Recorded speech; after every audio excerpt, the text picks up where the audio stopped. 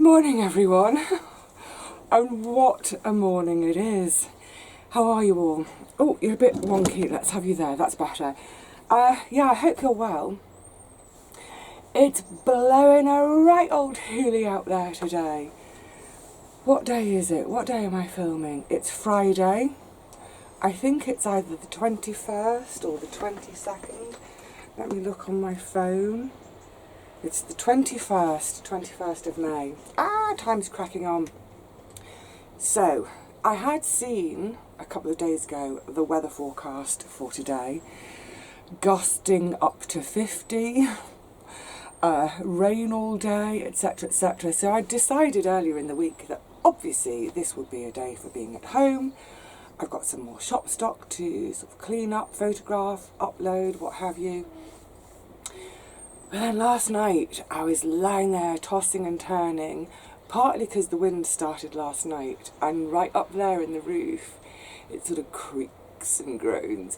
It always makes me think of being on a ship when it's like that and just hear everything moving slightly, and I always think, please don't let the chimney stack come crashing down into the flat.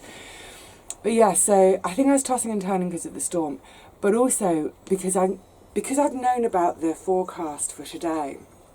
I suddenly thought, oh, oops, last time I was here on the Wednesday, I'd left all the sides of the cold frame open because I'm hardening things off, and our nighttime temperatures are warm enough for them now to be able to take it. So yeah, toughen up, little ones.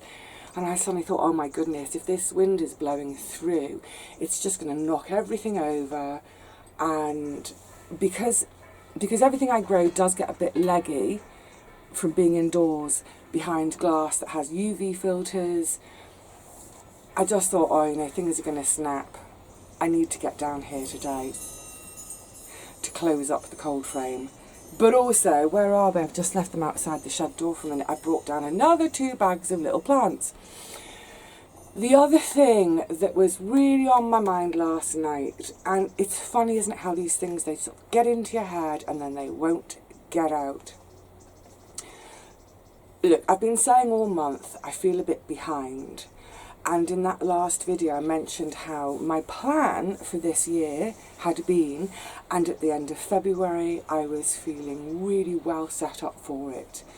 The plan was that through March and April, over those 8 weeks, I would come to the garden twice a week on each of my visits, prepare one bed, so 2 visits a week. That would have been sort of 16 visits over those 2 months. Might have snuck a couple more in here and there, but each visit I would have prepared a bed and maybe done some of my other little jobs, pruning, maintenance, what have you, so that by the beginning of May the whole garden was ready for me to simply sow my seeds. Okay, that didn't happen, and you know, last year things didn't happen because of drought. The garden baked to concrete. I was so demoralised. I couldn't even get compost to start my seeds. Oh, excuse me one moment. Yeah, I couldn't even get a seed to start my couldn't get compost to start my seed. So what happened last year, I'm just kind of summarising because I'm thinking ahead to next year already. In the end, what happened was, I think it was about the end of the first week of May, I was like, right, you're not going to get any compost, you ain't going to have to sow into the soil. The soil has set like concrete, you're going to have to dig it, blah, blah, blah. Despite all my mulching and all my addition of compost, what have you, what have you. And that's what I did throughout the rest of May, was just get the garden done. It was boiling hot last May, days which were topping 30 degrees, which is unheard of for us in May. And I was so glad and grateful in the end that I got the garden turned around and had another fantastically productive year. Brilliant. However, that May last year, I had to pretty much drop everything else in order to sort the garden out. And it blimmin' hurt. You know, it was exhausting and it was painful, and I said to myself at the end of it, I'm glad I got it done. I'm never going through this kind of effort again, ever. It's too much. Fast forward 1 year I'm in the same boat. So, I feel behind. There's no two ways about it. Every now and again, I kind of have that little twinge of, can I do it? Can I do it? It's all too much.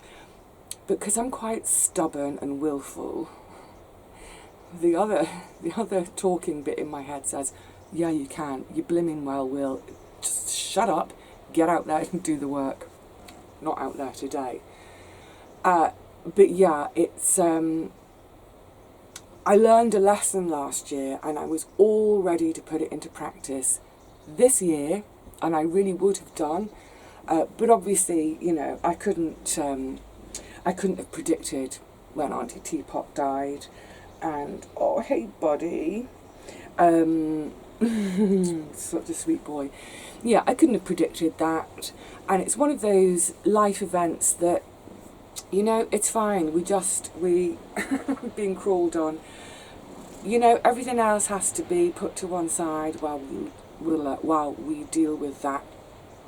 That's okay. You know, these things happen. Looking ahead to next year, I'm hoping that there won't be any major life events. Well, apart from me possibly moving house in the spring. But yeah, it hasn't been an ideal start to this season. One of the reasons I'm saying all this is because of that sleepless night last night. It hasn't been an ideal start, but it, you know, I'm proving it is still possible. I'm looking forward to probably the end of the first week of June, when all the beds will be done, all the seedlings from home, tomatoes, squash, peppers, cucumbers, celery, I think that's it. They'll all be here, they'll all have been planted, yay, and I can have a couple of days off and not think about the garden. Unless I have to water. I don't know what the long-term forecast is like in terms of rain. So, yeah, I decided I needed to come to... You just literally stood on the back of my hand, Rusty. Are you going to hunker down in here with me today whilst it's blowing out there? It really is fierce. So I decided, well, I need to come today anyway to close up the cold frame. And the big thing that had been on my mind last night, this little lot, my climbing beans. I think I've probably been a broken record for the last 2 weeks with any time I've talked about sewing things of saying, ideally, I would have liked to have done this in the first week of May. But it's true. Ideally, that is what I would have liked to have done. This year hasn't been ideal, so we just have to make the best of it. So the plan for today is, I think it's going to be too grotty out there to do any more bed prep. I don't want to wait until all the beds are prepped in order to sow my beans. So if, oh, and here comes the rain now, if you're in a similar situation to me, that your beds aren't ready, let's at least get our seeds underway in pots, trays, however you do them, so that, you know, in 2 or 3 weeks' time, these will all be up and they'll have... I feel like I'm going to take off in a minute. You know, they'll have their little roots, maybe 3-4 weeks for them to have their little roots. By then, the beds will be ready. All our plants are currently in pots. They can just be planted into the garden. Yay, instant garden. Almost instant. So, what a great way to use a day that's really grotty out there. I'm going to set up my little potting bench station to get on. What I did last night, which is quite a useful thing, I think it's quite useful anyway when, where have I put it? Oh, there it is. I think if you're having a sleepless night because like tons of stuff is going around in your head, what I find best for me is notebook and pen by the side of the bed. I turn the bedside light on, which isn't too bright, it's not going to massively wake me up, but I'll write things down. It may simply be a list of things that are in my mind that I don't want to forget, and I can't get to sleep because I'm worried about forgetting them by the morning. Or it may be something like the beans and thinking about the details, and my head's going around and around and around with the details. So instead of doing it around and around in here, put it in my notebook. So this is what I did. I made a list of all the different climbing beans I want to sow, and this is for pot sowing. I am going to try and do a few direct over the coming days as and when I get beds ready, but this is my major backup plan, what I'm going to sow in pots. So I got my garden plan out. So to get out of bed, go to the kitchen, get the garden plan and look at how many of each type I was wanting to grow, because that's on my plan, and then think, okay, well, if I want 24 of such and such a thing, let's sow 30 so that I've got a bit of backup, plus hopefully a few direct. But if they all come up and they all do really well, I can give the spares away, because there's always someone who's after some spares. Or it may be that I can dot them elsewhere in the garden. So today I know that I want to sow 134 beans in pots to hopefully give me 96 plants. So I will have two sets of arches over 2 paths. Each set of arches, so there'll be 1, 2, 3, 4 rows along the sides of the paths. Each of those rows will have 3, 6, 9, 12 bean poles in. I plant 2 beans per pole, so each row of 12 becomes 24, 48, 96 plants.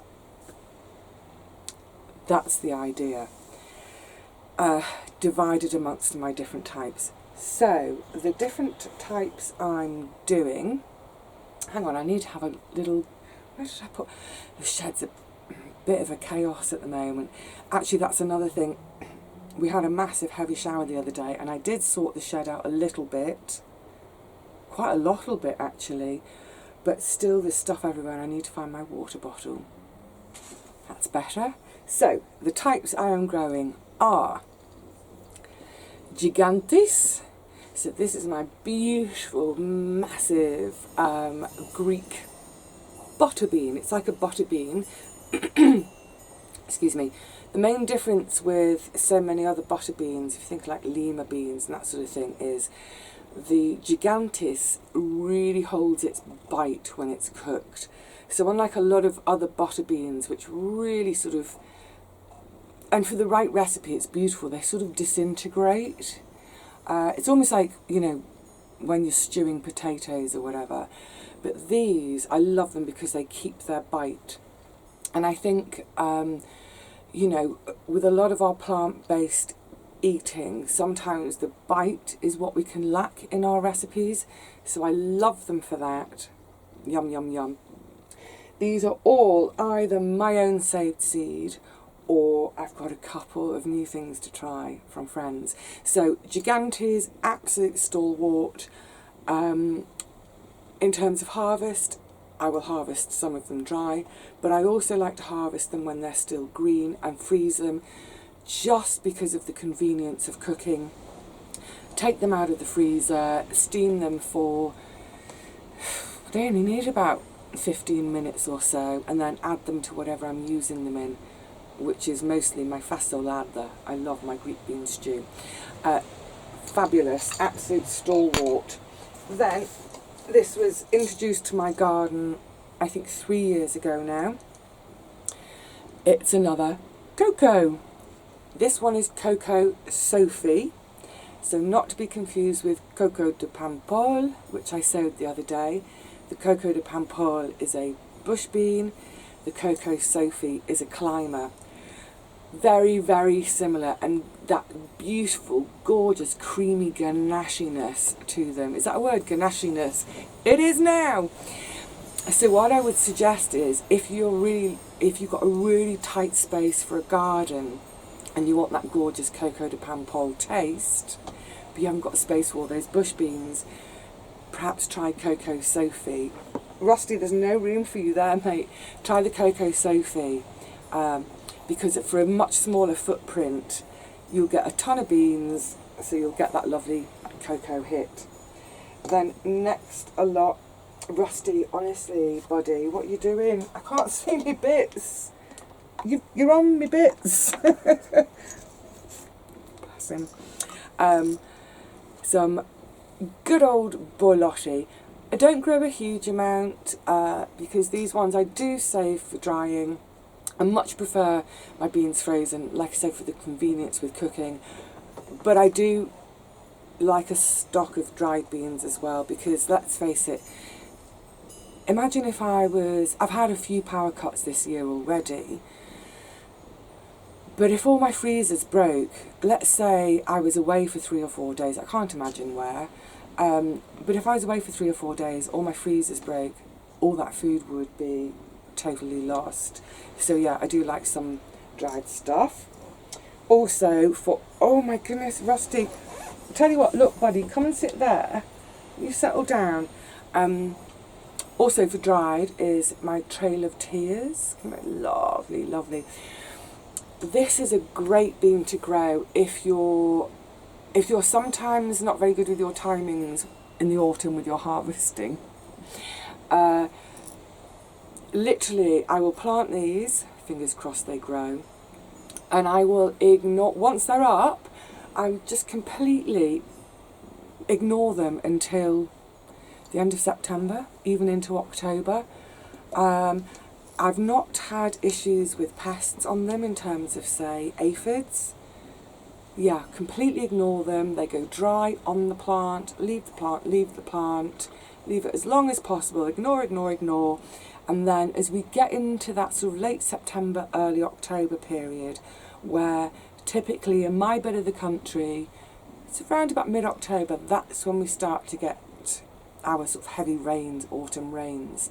So I keep an eye on the forecast, and when it looks like we're going to get a load of rain, whip them all off the plants, shook them, and then I've got a lovely jars and jars and jars of Trail of Tears. They're great if you're, like I said, either a lazy gardener or a bit of a disorganised gardener. Plant them, forget them.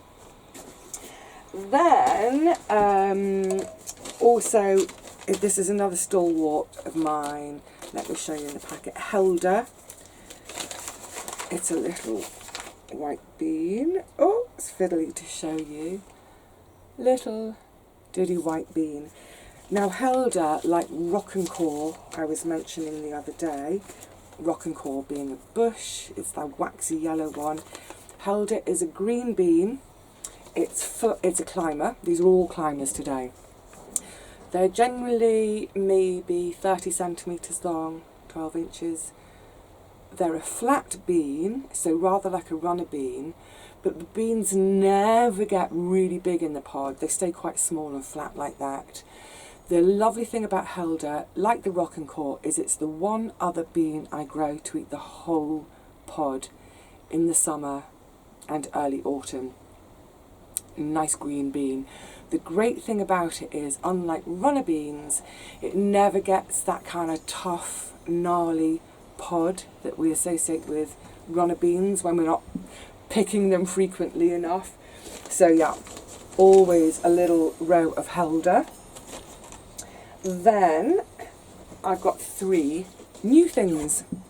Well, let's start with one of them, which isn't really new, except I haven't grown them for a few years. I've got, this is from Paul, Shaz's Scarlet Emperor Runners, a runner bean, an absolute classic runner bean, the Scarlet Emperor.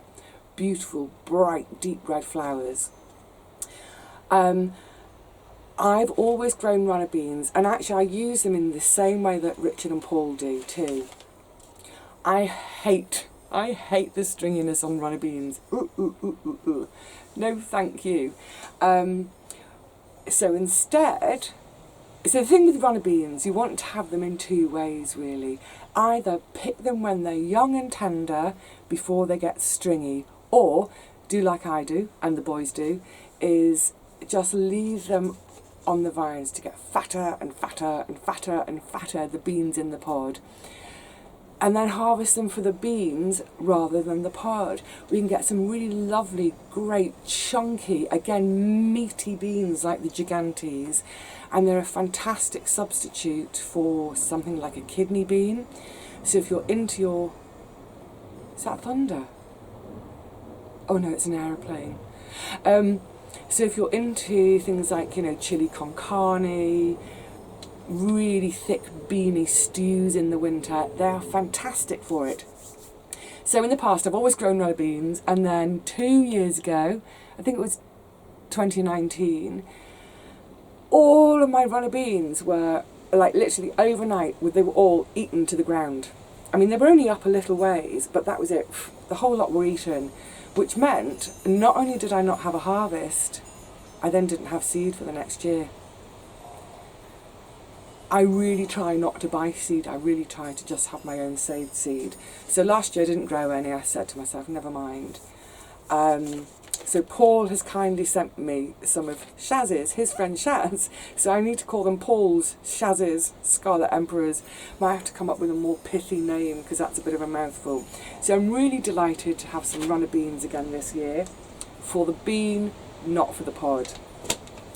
Also from Paul, and I can't remember how they looked in his garden last year.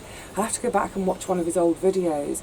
All I remember was this bean was really prolific, and it wasn't a great bean year last year for a lot of people because we were so dry.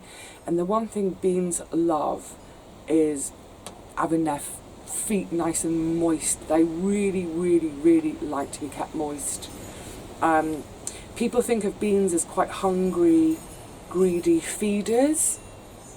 Yeah, it's always a good idea to give them a load of compost, but the big thing with beans is keeping them wet, or at least the kind of beans we grow in the UK.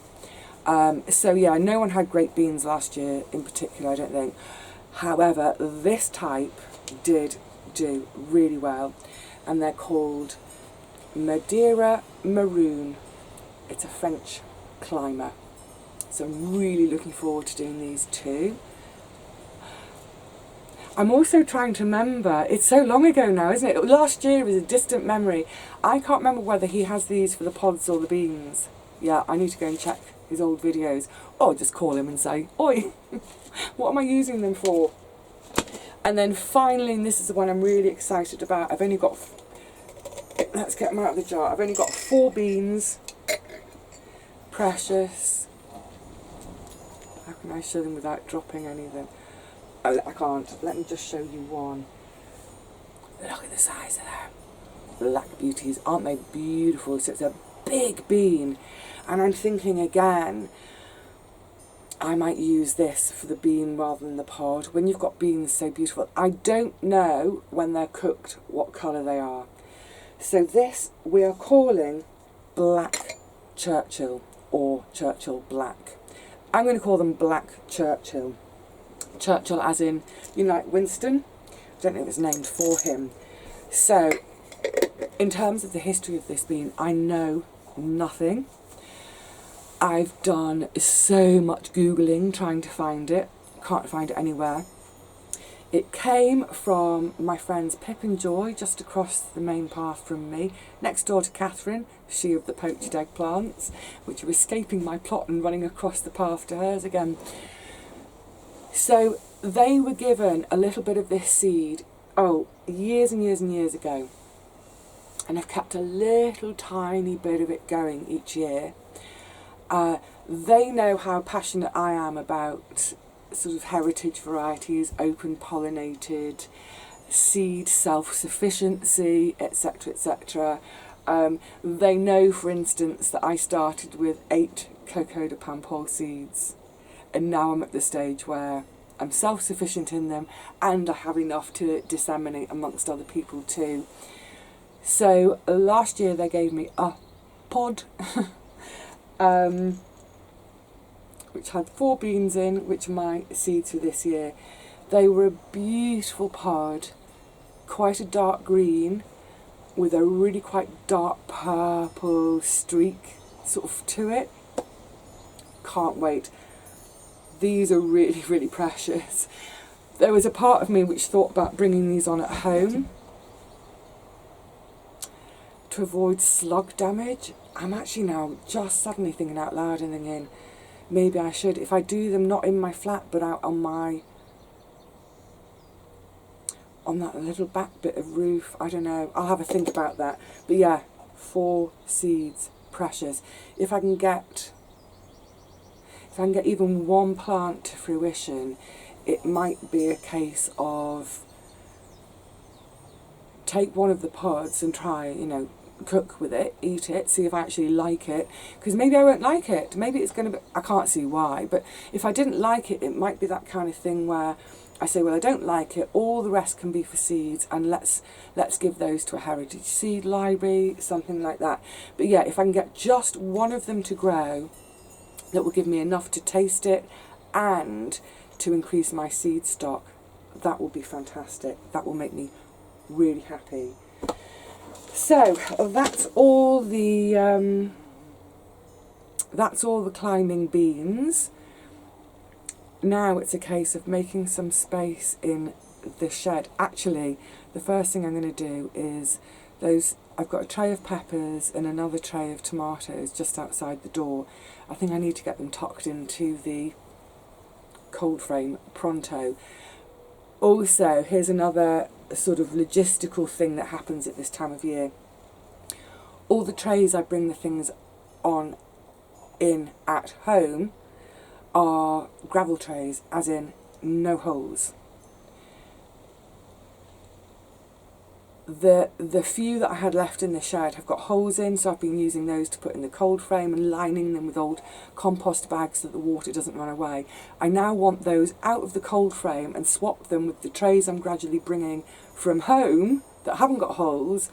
I want the ones with the holes to have on the deck for all these pots of beans, because with all this rain we're getting, I don't want them sitting in, you know, puddle trays.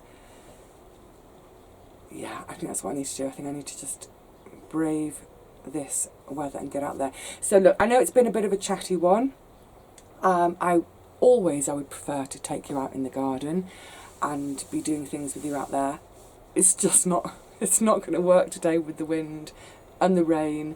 But yeah, I just wanted to catch up about the climbing beans and sort of, you know, just keep reiterating that message of, I know so many of us feel really behind.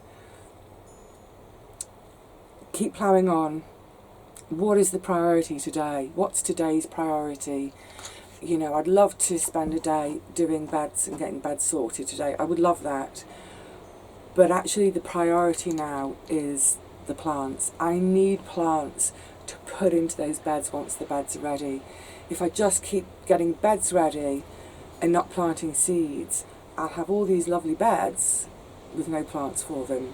So yeah, like I said, if you're feeling a bit daunted, prioritise.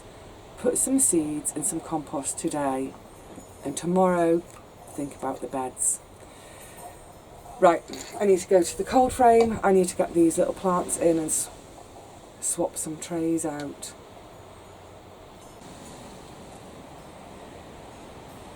When the gusts drop, it's actually rather pleasant out there.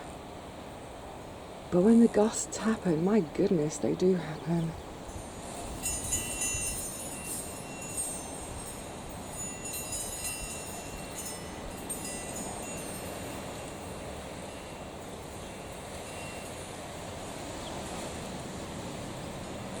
God blimey, what a faff and a palaver. So all the holy trays have been swapped out for non-holy trays, and in this end,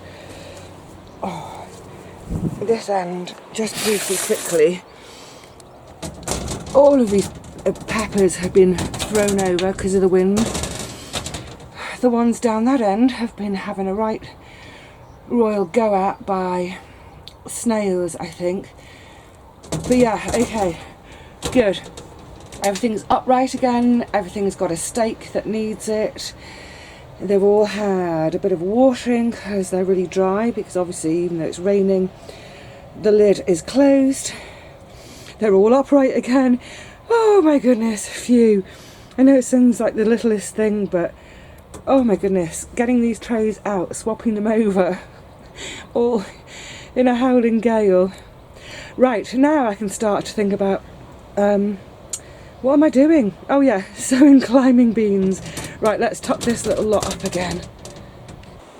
I think even before I can get going, I might have to do things on the table because, oh my goodness, look at the state of inside the shed. So those, oh, I'm chuffed with this. That is now 1, 2, 3, 4, 5, 6 trays swapped out. These have all got the holes. Great, so they can have pots with beans planted in, and they can go on the deck because even when it's raining they'll drain. So I've got some compost ready down here. That bag on top is actually compost from home, where I sowed seeds at home and they didn't germinate, namely squash. So I tipped out the compost into that bag. I've brought it down, I'll reuse it. Because the fact is, for starting seeds, we don't really need, or we don't actually want rich compost. But yeah, it's a bit of a squash in here at the moment. My truck full of these kind of, what are they, like polystyrene, like noodles. This was packaging that a friend has passed my way in case it's useful for me for packaging for my shop. Yeah, a bit more compost. Oh, just while we're in the doorway, the wind has dropped. I've moved my cuttings up here now, just so I've got room on the deck for all these pots that are going out. They're all looking fine. That's my not Cavallo Nero. Oh, Vivi, what is it? Taunton-Dean. And that's the Cove Trontuda from Paul. And as I mentioned the other day, I think they're both going to end up going in my, what would have been flint corn bed. The little rose cutting. Is that some new, oh, is that just the beginnings of some new growth? The honeysuckle, they're fine. Right, I think I'm procrastinating, aren't I? Oh. Okay, let's try and make some sense of this. Oh, I can't bear this mess. It is a work in progress, but yeah, I definitely need to make some space. Oh yeah, all me, oh, now there's a thought. Oh, I'm having a thought, I'm having a thunk. These are all my loo roll holders that I was saving from generally about November. I start saving, so November, December, January I'm saving. Usually by then I've got enough for the flint corn. But now what I'm thinking is, I could start my climbing beans in them, because actually it's, well, I'm sure many of you are familiar with bean root training, what do you call them, like cells, where they're much longer than a normal cell tray. Genius. Oh, that's what's going to happen. I'm going to start filling up my loo rolls. It looks deceptively bright in here, doesn't it? I'm going to leave it there with you guys for now. I just wanted to sort of bring you up to date with the beans, the climbing beans and the varieties I'm doing. And I'm so glad I've come down today, because the cold frame was I think it's getting stronger. Yeah, the cold frame was in a state. Just everything over. Good. It's going to take me ages to do these beans. It's going to take me ages to just fill up my loo roll tubes with compost. I'm so glad I thought of that. It's just last minute, because yeah, it will help them to get their nice long roots, and because the loo roll is only like that, I can pack more into a tray, which will just make the whole thing a bit more manageable. So I'm going to get on with that. The first thing I need to do is sort out this chaos a bit. It's like, I feel like, wow, my energy has gone all fizzy wizzy. It's kind of replicating what's going on out there. And I'm going to just say this as well, when it comes to home time, I'm going to go the long way around, that's not via the park, because as I came through the park this morning, those trees were groaning. I mean, I know trees can stand up to a lot of wind, they're amazing, but yeah, I don't want to risk walking through the park and getting a dink on the head that, well, I don't want to be killed by a falling branch, so I'm going to go the long way. Alright lovelies, I will see you all again really soon. Soup! Soup! Is it lunchtime, Vivi? I'll see you really soon, I hope. I'll see you in a bowl of soup. Honestly, you know, friends of mine who are teachers, who are primary school teachers particularly, they always comment that when it's a really blowy day and the kids have been out for break time, when they come back in, they're all a bit doolally scatty because there's something about wind that makes us all a bit wah. Yeah, I'll see you soup. I'm going. I will see you all soon, I hope.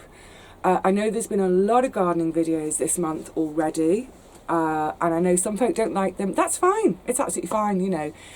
I like to keep a mix on the channel, but all I will say is the reason for that is because it's spring. You know, it's one of the busiest times in the garden. It's like when we get to autumn and all the harvests are going to happen. But yeah, let's I don't know whether it will be the next video, but let's have a little bit of sofa time together soon. That'll be really nice. Yeah, I'll plan for some sofa time. Until then, please get out in the wind and go doolally and have some soup. I don't know what's happening today. Take care, everyone. Bye for now.